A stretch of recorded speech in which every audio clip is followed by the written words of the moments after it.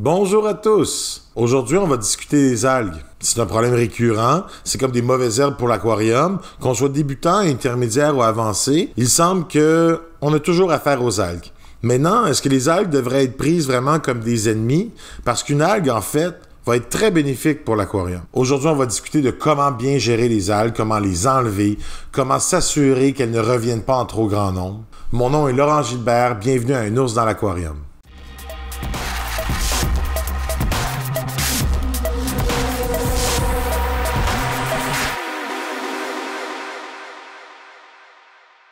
J'aimerais préciser que le sujet de la vidéo provient justement d'une suggestion d'entre vous. Donc, merci à Multiric27 pour avoir proposé le vidéo sur les algues. Je pense que c'est une bonne idée. Maintenant, je ne sais pas tout, mais je vais pouvoir partager ce que je sais là-dessus et ce qu'on peut faire et comment bien gérer les algues. Si vous voulez recevoir du contenu de qualité sur les aquariums, les poissons ou l'aquariophilie en général, abonnez-vous à ma chaîne. Cette chaîne a été justement créée pour vous, pour faciliter l'accès en aquariophilie. Je vous invite à poser des questions, à partager vos expériences ou même à suggérer des thèmes pour les prochaines vidéos. J'ai hâte de vous compter parmi nous. Si vous allez dans une animalerie, la première solution que plusieurs vous donneront, c'est d'acheter des poissons qui nettoient les aquariums ou des crevettes ou n'importe quel être vivant qui pourrait être bénéfique à se nourrir des algues dans l'aquarium. Il faut être réaliste, les poissons vont manger à la quantité de leur faim. Plus on a de poissons, plus ils produisent des déchets, plus les déchets vont favoriser les algues. Oui, les poissons, les crevettes, ça va aider pour les algues, mais c'est pas une solution qui va être efficace à 100%. Ça va aider à la gestion, ça va aider à ne pas dépasser une certaine quantité d'algues néfastes dans notre aquarium. Les poissons, les crevettes vont aussi aller se nourrir des feuilles, des plantes qui sont en train de se décomposer.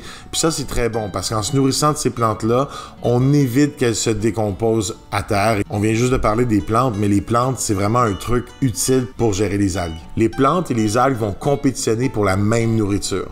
Maintenant, nous, on veut que les plantes gagnent. Ultimement, entre les deux, généralement, les algues vont se nourrir plus facilement des nitrates et donc vont se propager plus rapidement. Mais si on les entretient bien, puis on laisse le temps et on les enlève de façon à ce que nos plantes grandissent, bien plus que nos plantes vont être grandes, plus qu'elles vont manger du nitrate. Et à un moment donné, je vous le garantis, si vous avez des plantes dans votre aquarium et que vous les entretenez bien, la quantité de plantes va commencer à être une barrière à la propagation des algues. Le meilleur truc, par exemple, c'est quand même d'enlever les algues manuellement. J'ai fait une erreur il y a 2 semaines, je suis parti en voyage, puis en partant en voyage, j'ai laissé la fenêtre de mon salon ouverte. En fait, j'ai laissé les stores ouverts. Puis ce qu'il faut comprendre, c'est que habituellement, mon aquarium en haut, il est placé dans une pièce. Si les stores, en fait, les rideaux sont ouverts, c'est très lumineux. Lorsque les rideaux sont fermés, c'est correct.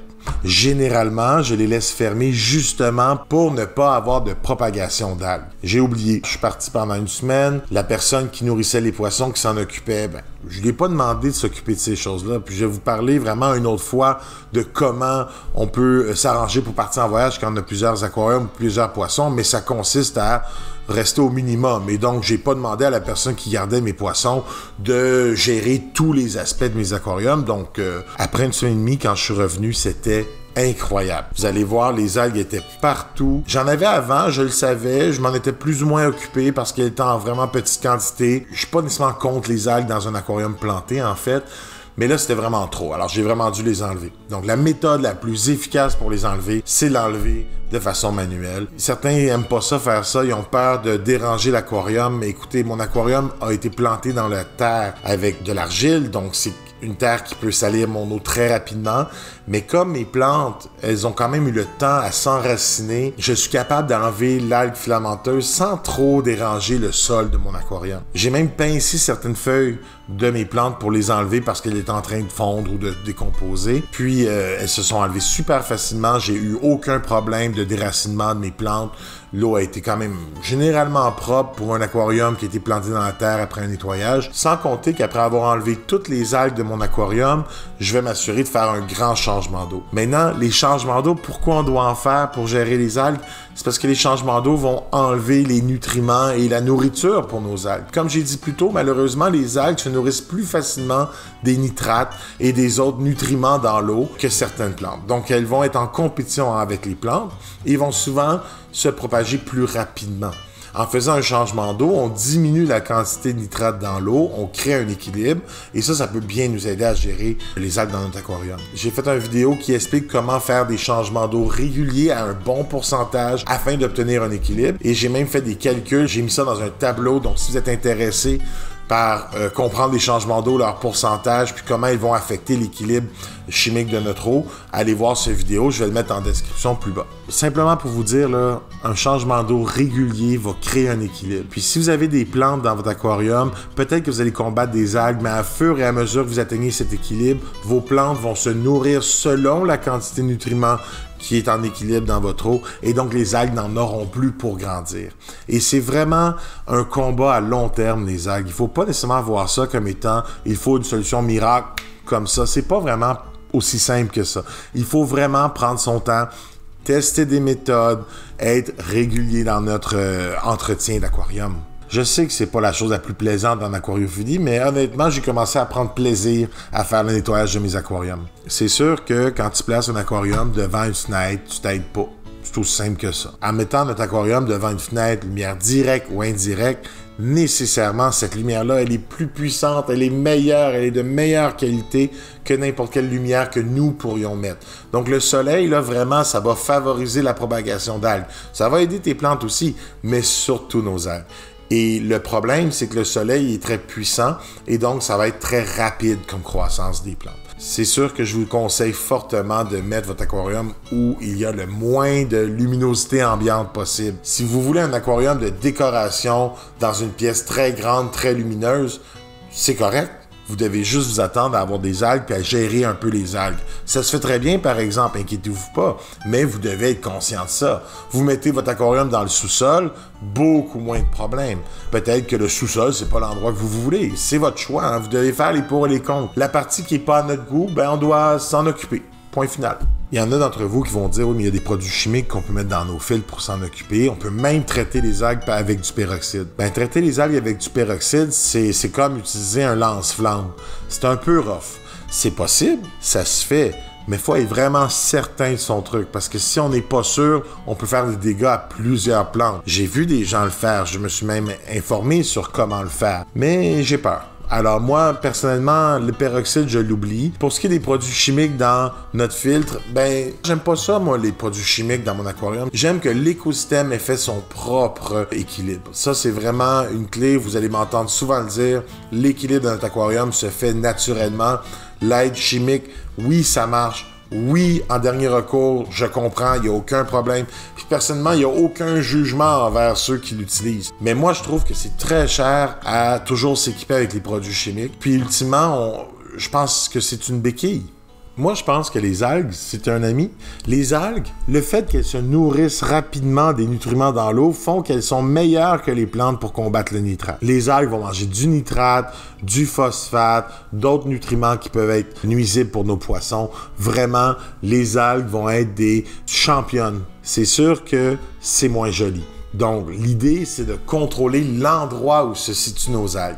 Dans un aquarium planté, là, moi, j'enlève jamais les algues qui s'accrochent sur mes roches. Si ça devient trop long, c'est une autre histoire. Mais souvent, quand la roche devient un peu velue, je laisse comme ça. Parce que cette algue-là va consommer des nitrates, va consommer du CO2, va nous donner de l'oxygène. Les poissons, ils aiment ça. C'est très bénéfique. Le seul point qu'on n'aime pas, c'est le visuel. Donc, assurez-vous que où est-ce que les algues sont. Ça vous fait plaisir. Maintenant, vous me dites, ouais, mais moi, j'ai un aquarium qui n'est pas planté. Et je ne veux pas d'algues parce que je trouve pas ça beau. Il y a des solutions.